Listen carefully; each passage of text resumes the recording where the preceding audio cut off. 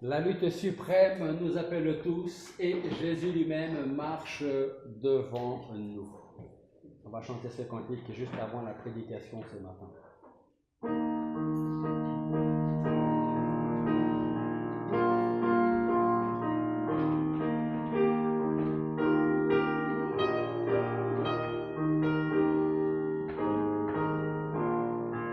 Soldats en avant, c'est ce que nous allons chanter ensemble. La lutte suprême nous appelle tous et Jésus lui-même marche devant nous. Que sa vue enflamme tous ses combattants et soutienne l'âme des plus hésitants.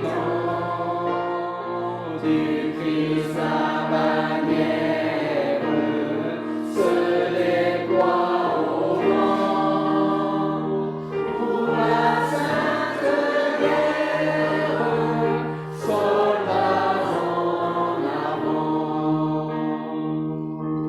L'ennemi redoute le nom seul du roi.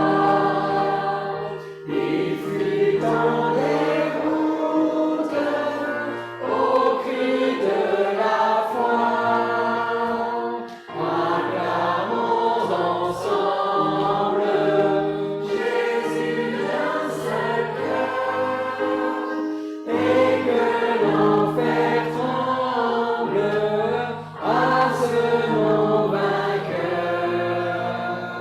Du Christ sa bannière se déploie au vent pour la sainte guerre, soldats en avant.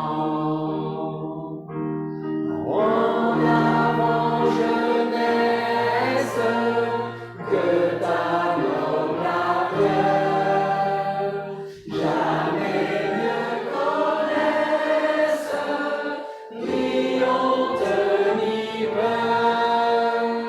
Ton chef invincible marche devant toi et tout est possible aux hommes de foi.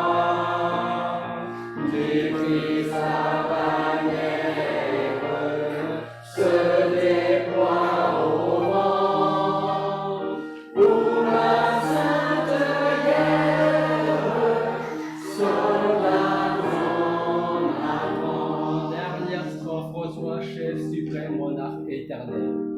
Reçois chef suprême, monarque éternel, d'un peuple qui t'aime, le vœu solennel.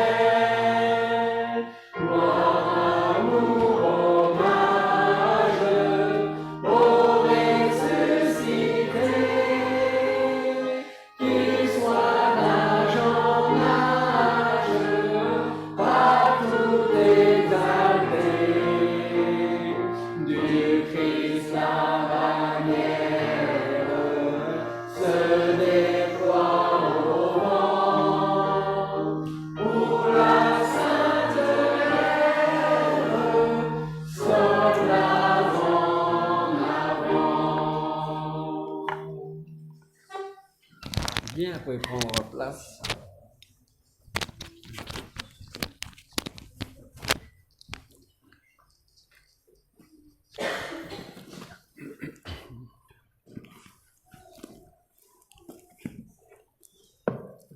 Bien, nous allons reprendre ce matin notre étude de l'évangile de Jean et nous allons voir deux passages aujourd'hui dans le chapitre 7 et un court passage dans le chapitre 8. Donc, je vous invite à ouvrir vos Bibles en Jean chapitre 7 pour commencer.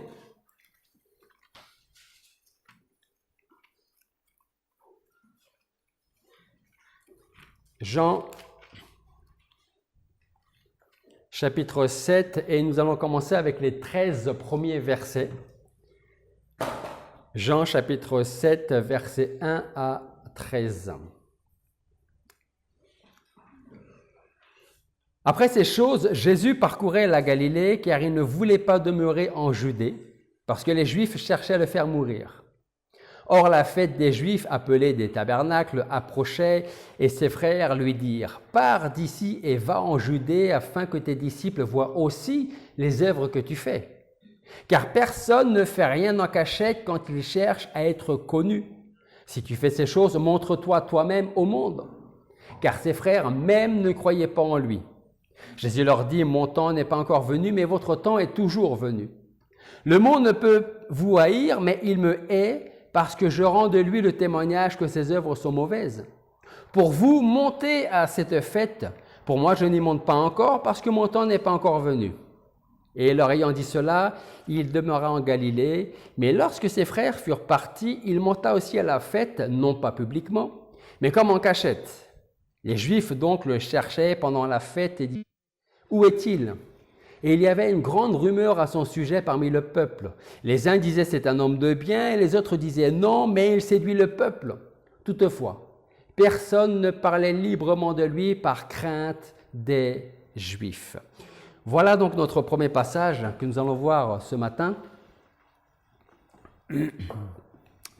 Et je voudrais retenir les versets 12 et 13 comme texte pour aujourd'hui, les versets 12 et 13.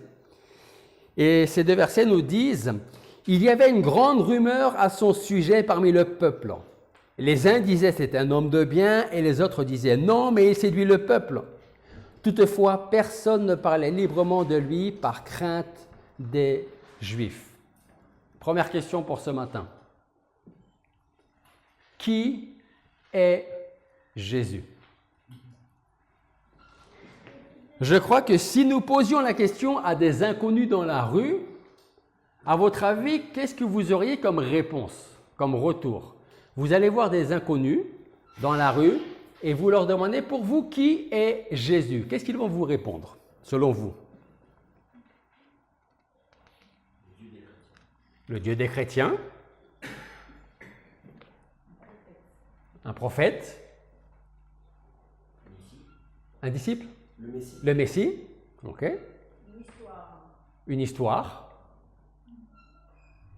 Je pense qu'on trouverait beaucoup de vérité et beaucoup d'erreurs. Peut-être que certains diraient c'est un homme de bien, comme on a pu le lire.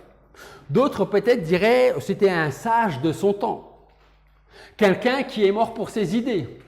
Il avait de bonnes idées, mais malheureusement ses idées l'ont fait mourir. Peut-être le fondateur du christianisme. Peut-être que d'autres diraient pour moi c'était qu'un charlatan ou un imposteur ou un fou. Que nous dit notre texte ce matin ? Nous lisons au verset 12 « C'est un homme de bien » et d'autres personnes disent « Non, mais il séduit le peuple ». Alors la première chose que nous pouvons dire, que l'on soit chrétien ou pas, croyant ou pas, Jésus ne laisse personne indifférent. Ou on va croire en lui, ou on ne va pas croire en lui. Ou on va l'aimer, ou on va le rejeter, pour ne pas dire le haïr. À son époque, c'était exactement la même chose. Ou il était aimé, ou il était haï. Dans un passage parallèle en Matthieu, que je vous invite à regarder avec moi, Matthieu chapitre 16, versets 13 à 14. Matthieu chapitre 16,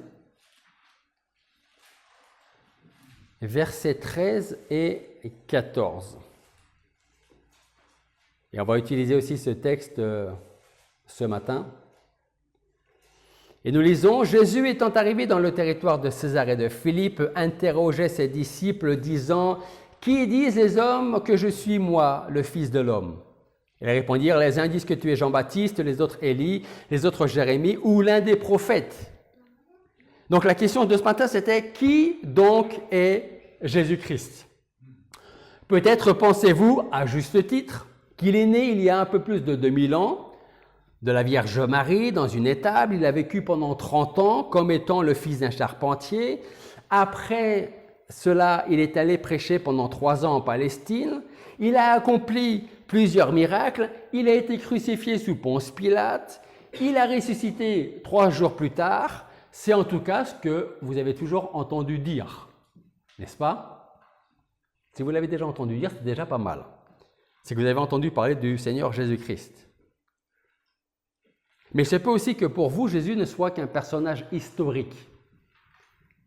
Christ est peut-être à vos yeux, aux yeux du monde, ou aux yeux de ceux qui nous écoutent, une image, ou plutôt cette image pleine de bonté. Qui a déjà visité les églises catholiques et vu les vitraux qu'il y avait? C'est joli, il faut reconnaître les choses, certains vitraux sont très jolis. Et parmi ces vitraux, souvent, on peut voir justement cette, j'ai envie de dire, superbe image de Jésus-Christ qui a l'air d'être plein de bonté, de majesté et en même temps de douceur. On peut le voir revêtu souvent d'une robe longue, flottante. Il est là, en train d'étendre les bras, comme pour bénir, comme pour inviter à venir à lui. Ça, c'est le côté joli de ce qu'on veut donner à Jésus-Christ. Parce que si je lis Ésaïe, que bientôt Marc va nous, dont Marc va nous parler, que nous dit Ésaïe? Il n'avait rien pour attirer nos regards. On se demande même s'il était beau comparé à David. La Bible nous dit que David avait un visage splendide, qu'il était beau. À aucun moment dans la parole de Dieu, même si pour nous Jésus est beau, c'est pas le souci, hein? Mais à aucun moment dans la parole de Dieu, il nous dit que Jésus est beau physiquement. C'est le contraire même, c'est un homme banal. Vous le croisez dans la rue, il ne va pas attirer votre regard. Je pense que si vous auriez croisé David, peut-être que vous auriez tourné le regard, mesdames, ou pas. En tout cas, il se peut également que pour vous, pour le monde, pour ceux qui nous écoutent, Jésus n'ait été qu'un grand maître à l'exemple de Confucius, de Bouddha ou de Gandhi. Jean nous dit dans le texte de ce matin que les Juifs cherchaient pendant la fête et disaient « Où est-il » Il y avait une grande rumeur à son sujet parmi le peuple. Les uns disaient « C'est un homme de bien ». Une des premières pensées que le monde peut avoir au sujet de Jésus, c'est qu'il était un homme de bien. Est-ce que Jésus était un homme de bien? Oui, tout à fait. Est-ce que Jésus était un grand maître? Oui. Il n'y en a que deux c'est drôle parce que d'ici on voit tout et c'est Marc qui donne la première réponse et les autres suivent. Si Marc dit oui, donc on va dire oui aussi. Ok? Attention, je ne pose pas une question piège, hein, parce que... L'autre question, c'est est-ce que Jésus n'était qu'un homme de bien? Est-ce que Jésus n'était qu'un grand homme ou qu'un grand maître? Je crois qu'il est impossible que Jésus n'ait été qu'un homme de bien ou un grand maître. Parce que si Jésus disait vrai en ce qui le concerne, alors il est bien plus grand qu'un maître, bien plus qu'un homme de bien. Et ce matin, c'est à vous de choisir ou bien il a été et il est encore aujourd'hui le Fils de Dieu, ou bien il s'agit réellement d'un charlatan et d'un fou qu'il fallait enfermer. Alors on va poser cette deuxième question. Est-ce que Jésus était fou? Non. On va voir. Est-ce que quelqu'un peut me donner la définition du fou? On a 2 psychologues et psychiatres là. C'est quoi un fou? Mais t'es fou, toi? Pas rationnel, pas logique. Avec les mêmes causes, on peut avoir des effets différents. Il peut y avoir des effets différents selon la situation où il se trouve, par exemple. Ok? Jésus était peut-être fou avec toutes ses idées. D'ailleurs, vous avez bien vu, il est mort pour ses idées. C'est ce que le monde pourrait penser. En effet, lorsque certaines personnes cherchent à le faire mourir, Jésus va poser une question. Il va dire, c'est toujours en Jean chapitre 7, mais c'est un petit peu plus loin, c'est au verset 19 et 20. Alors retournez si vous n'êtes pas en Jean chapitre 7, versets 19 et 20. Donc, il y a des gens qui cherchent à le faire mourir, pour ne pas dire les pharisiens, certains juifs. Et Jésus va leur poser une question. Il va dire, pourquoi cherchez-vous à me faire mourir? Le peuple lui répondit, tu as un démon. C'était une façon de dire, mais tu es complètement fou, mon pauvre. Puisqu'il continue en disant, qui est-ce qui cherche à te faire mourir? Ça, c'est Jean chapitre 7, versets 19 et 20. Alors, Jésus était-il vraiment fou? Je vais vous donner la définition de la folie. La folie, c'est un dérèglement mental de la démence. Sombrer dans la folie, manque de jugement, idées, paroles, actions déraisonnables, insensées, dépenses excessives, inconsidérées. Ça, c'est la définition du fou, de la folie. Avoir peut-être la folie des grandeurs. Hitler avait la folie des grandeurs. Napoléon souffrait de la folie des grandeurs. On est en train de le voir aujourd'hui, certains de nos hommes politiques souffrent de la folie des grandeurs. Mais pensez-vous vraiment que Jésus souffrait lui aussi de la folie des grandeurs? Est-ce qu'il agissait à la manière d'un déséquilibré? En fait, plus on découvre, plus on lit, plus on découvre les évangiles, et plus s'impose le fait que Jésus était l'homme le plus saint d'esprit que cette terre n'ait jamais porté. Il parlait avec autorité, avec calme, tout ce qu'un fou ne ferait pas. Il contrôlait toujours toutes les situations. Le fou est loin de contrôler toutes les situations.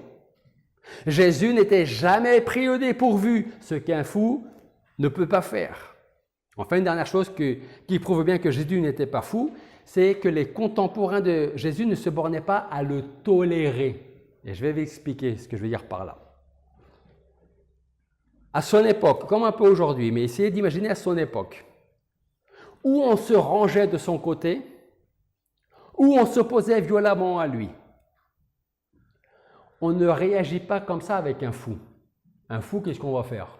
On va le laisser continuer sa route.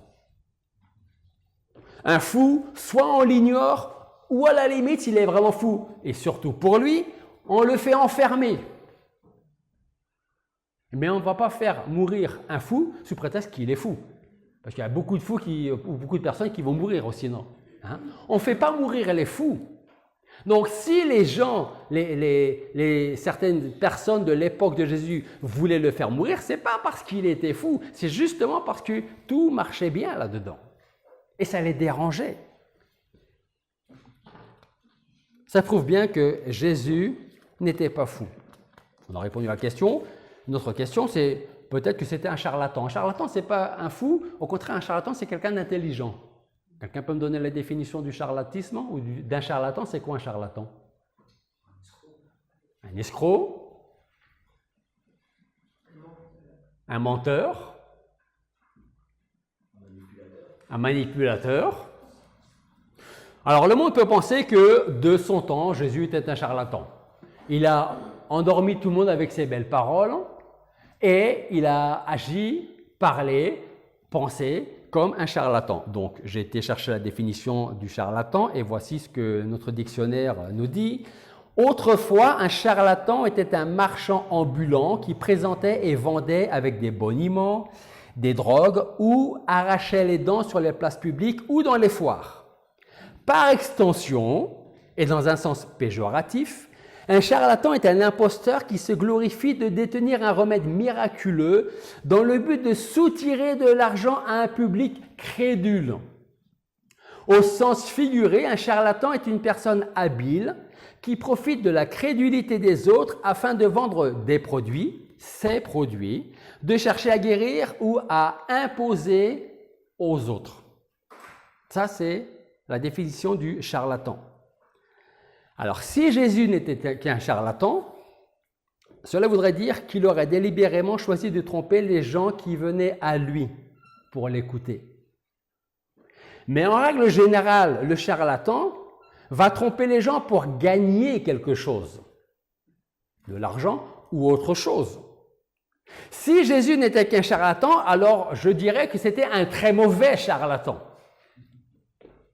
Parce que non seulement il n'a jamais rien gagné, mais parce qu'il n'avait rien à vendre, mais en plus de ça, Il est même un stupide charlatan parce qu'en fait, il est mort sur la croix entre deux brigands. Jésus ne s'est pas contenté de dire « Je suis Dieu ». Il a dit « Je suis Dieu et je suis venu sauver tous ceux qui vont se tourner vers moi. Je suis le seul moyen pour votre salut. » Alors, si nous n'avons affaire ni à un simple homme de bien, ni à un fou, et encore moins à un charlatan, il ne reste plus qu'une possibilité. Jésus est bien celui qu'il prétendait être. Il est le Seigneur et le Sauveur. Il est Dieu. Notre deuxième passage, c'est Jean toujours. On va filer au chapitre 8 et on va lire juste 3 versets. Jean chapitre 8, versets 23 à 25. Jean chapitre 8, versets 23 à 25. Alors, rappelez-vous un petit peu le contexte du chapitre 7. Il y en a qui sont pour lui, il y en a qui sont contre lui. D'accord ? Et là, dans ce passage, nous lisons, c'est Jésus qui parle, il dit « Vous, vous êtes d'en bas, mais moi, je suis d'en haut. Vous êtes de ce monde, je ne suis pas de ce monde. C'est pourquoi je vous ai dit que vous mourrez dans vos péchés, car si vous ne croyez pas ce que je suis, vous mourrez dans vos péchés. » Et ces gens qui voulaient le faire mourir lui disaient donc « Toi qui es-tu » Et Jésus, toi qui es-tu, ce n'est pas la première question, pas la première fois qu'il pose cette question. Et Jésus leur dit, ce que je vous ai dit dès le commencement, vous êtes en train de me redemander qui je suis alors que je vous ai déjà dit qui j'étais. Sauf que vous ne voulez pas reconnaître qui je suis. Donc plusieurs de ceux qui l'écoutaient ont été convaincus de cela. C'est ce que nous lisons au chapitre 7. On retourne au chapitre 7 de Jean. Et on va reprendre à partir du verset 37. Jean chapitre 7 à partir du verset 37. Le dernier et le grand jour de la fête, Jésus se trouvait là et s'écriait « Si quelqu'un a soif, qu'il vienne à moi et qu'il boive. Celui qui croit en moi, des fleuves d'eau vive couleront de son sein, comme dit l'Écriture. Or, il dit cela de l'Esprit qui devait recevoir ceux qui croiraient en lui, car le Saint-Esprit n'avait pas encore été donné parce que Jésus n'était pas encore glorifié. » Verset 40. Plusieurs de la foule ayant entendu ces paroles disaient « Celui-ci est véritablement le prophète ». D'autres disaient, verset 41, « C'est le Christ ». Et d'autres disaient « Mais le Christ vient-il de Galilée ?» L'Écriture, verset 42, ne dit-elle pas que le Christ sort de la postérité de David, du bourg de Bethléem d'où était David? Le peuple était donc partagé à son sujet. Et quelques-uns d'entre eux voulaient le saisir, mais personne ne mit la main sur lui. Les sergents retournèrent donc vers les principaux sacrificateurs, les pharisiens, qui leur dirent « Pourquoi vous ne l'avez pas amené à nous ?» Et avant de lire les versets 46 à 49, donc, il y a les principaux sacrificateurs, les sergents qui ont été envoyés pour récupérer Jésus-Christ. Ces sergents reviennent vers les principaux sacrificateurs sans Jésus-Christ. Et ils leur posent la question, pourquoi ne l'avez-vous pas amené? Verset 46. D'un côté à ceux qui croient maintenant en lui et d'autres qui ne croient pas. Verset 46. Les sergents répondirent, « Jamais homme n'a parlé comme cet homme. » Ces gens sont maintenant pour Jésus. Et il y a ceux qui sont contre Jésus, au verset 47. Les pharisiens leur dirent, « Est-ce que vous avez été, vous aussi, séduits par cet homme-là » Verset 48. Est-ce qu'il y a quelqu'un des chefs ou des pharisiens qui ait cru en lui? Là, c'est presque des menaces, pour ne pas dire que ce sont des menaces, des pharisiens. Qui a cru en lui qu'on s'occupe d'eux aussi? 49, toujours ces pharisiens. Là, on voit un peu la grosse tête des pharisiens. Cette populace, cette foule, ces gens qui n'entendent point la loi est exécrable. En fait, ils sont en train de dire ces gens sont complètement ignorants et en plus, ils ne comprennent rien. Sauf que ces gens qui ne comprennent rien sont avec le Seigneur Jésus-Christ. Et ceux qui sont censés tout comprendre, ils sont loin du Seigneur Jésus-Christ. Donc, on revient à notre passage parallèle en Matthieu chapitre 16. Et on va lire la suite. Matthieu chapitre 16 pour terminer. Matthieu chapitre 16, verset 13, à partir du verset 13 jusqu'au verset 17. Matthieu 16, 13 à 17. Jésus donc, étant arrivé dans le territoire de Césarée de Philippe, interrogeait ses disciples, disant « Qui disent les hommes que je suis, moi, le Fils de l'homme ?» Comme on l'a vu, ils répondirent, les uns disent que tu es Jean-Baptiste, les autres Élie, les autres Jérémie ou un des prophètes. Verset 15, et là Jésus s'adresse directement à ses disciples. Et il leur dit, et vous, qui dites-vous que je suis ? Simon-Pierre, prenant la parole, dit, tu es le Christ, le Fils du Dieu vivant. Et Jésus lui répondit, tu es heureux, Simon, fils de Jonas, car ce n'est pas la chair et le sang qui t'ont révélé cela, mais mon Père qui est dans les cieux. Alors qui est Jésus ? Qui est Jésus pour vous? Qui est Jésus pour toi? Ici-bas, quand on est jeune, voire très jeune, on a 50 millions de questions qui nous passent par la tête. Quand on est un peu moins jeune, on a toujours des questions sans forcément avoir les réponses. Et quand on est vieux, on a encore toujours des questions. Mais à la fin, quand nous serons sur notre lit de mort, si on a la chance de mourir pendant notre sommeil, quand on sera fatigué et sur le point de passer dans l'éternité, il ne restera qu'une question qui sera la plus importante à nos yeux. Une seule, pas savoir pourquoi je suis venu sur la terre, qu'est-ce que j'ai fait sur la terre. Non, il y a une seule question qui va demeurer, c'est pour moi, qui est Jésus-Christ? Et la réponse que je vais apporter à cette question, qui est ma question, dépendra de mon éternité. Avec le Seigneur ou loin du Seigneur. Et vous, et toi, qui dis-tu que je suis? Alors, Jésus-Christ est-il juste un homme de bien? Juste un grand maître? Ou alors un fou? Un charlatan? Ou est-ce qu'il est le Fils de Dieu? Est-il réellement Dieu? Il n'y a que vous qui puissiez répondre à cette question. Et de votre réponse dépendra votre éternité. Je ne peux pas répondre pour vous à la question, vous ne pouvez pas répondre pour un autre à la question. Alors peut-être qu'aujourd'hui, vous pouvez dire pour vous, et c'est très clair dans votre esprit, pour moi, Jésus-Christ est le Fils de Dieu, il est mort pour mes péchés, il a été enseveli, il est ressuscité le 3e jour, et aujourd'hui, il est assis à la droite de Dieu et il intercède pour moi. Alors je vous dirai Amen, et vous appartenez au Seigneur. Si vous avez un doute, alors moi je ne peux pas enlever ce doute. Mais vous pouvez le faire, et surtout avec l'aide de Dieu. Vous n'avez qu'à vous tourner vers Jésus-Christ, à venir à ses pieds et dire « Je veux reconnaître que tu es le Fils de Dieu, que tu as donné ta vie pour mes péchés sur la croix il y a un peu plus de 2000 ans. Tu as été enseveli, tu es ressuscité et aujourd'hui tu es auprès de Dieu à sa droite. Et un jour, je veux et je te verrai face à face et de lui demander pardon avec un cœur sincère et repentant. Pas des regrets. Le regret ne vous accordera pas le salut.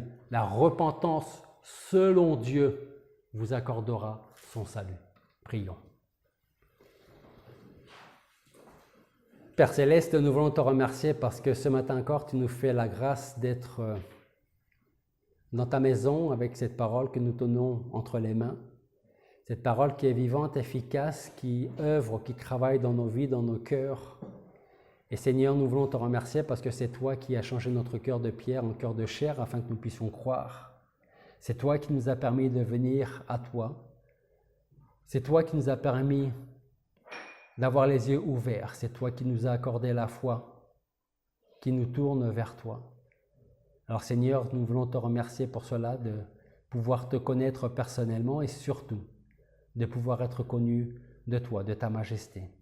Alors je veux te prier pour tous nos proches, les personnes qui vont nous suivre sur les réseaux sociaux et que tu veuilles parler dans leur cœur et changer leur vie. Et s'ils ont des doutes, s'ils te recherchent, alors Seigneur, révèle-toi à eux et qu'ils puissent t'appeler Seigneur et Sauveur. Et c'est en ton nom que nous te prions. Amen. Amen.